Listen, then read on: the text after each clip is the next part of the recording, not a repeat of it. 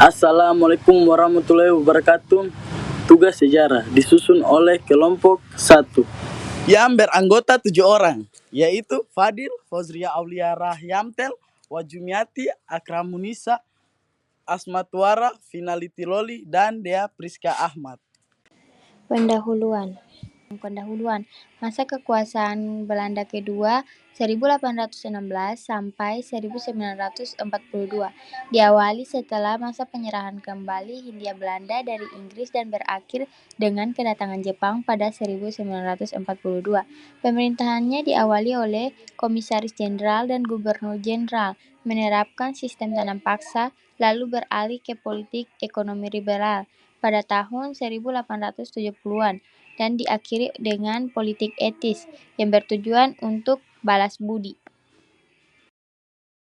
Latar belakang periode peralihan setelah jeda kekuasaan Inggris 1811 sampai 1816 dan Prancis sebelumnya, Belanda secara resmi kembali menguasai wilayah Hindia Belanda pada tahun 1816.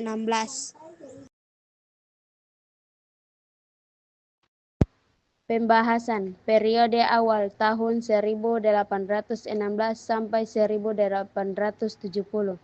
Pemerintahan awal dimulai dengan pemerintahan Komisaris Jenderal dan kemudian Gubernur Jenderal.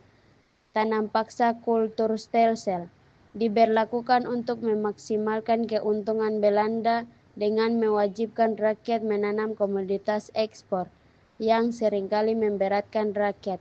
Politik ekonomi liberal tahun 1870-an hingga awal 1900-an.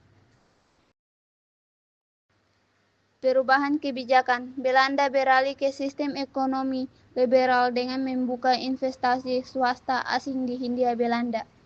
Dampak: terjadi eksploitasi sumber daya alam secara besar-besaran dan berkembangnya perkebunan serta industri, tetapi juga mengikis kedaulatan dan kesejahteraan rakyat.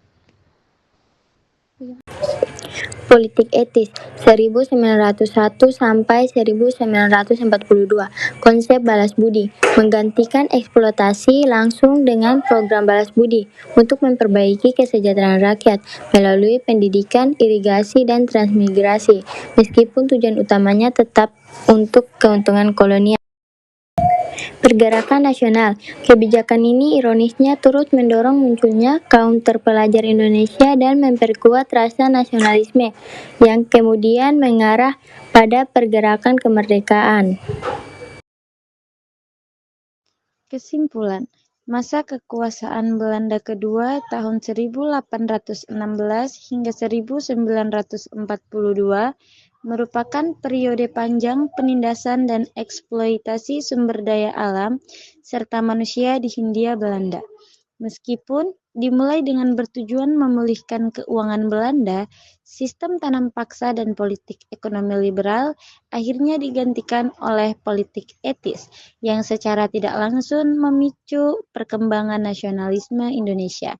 Kekuasaan Belanda berakhir dengan cepat pada 1942 setelah Jepang mengalahkan tentara Hindia Belanda dan menduduki wilayah tersebut.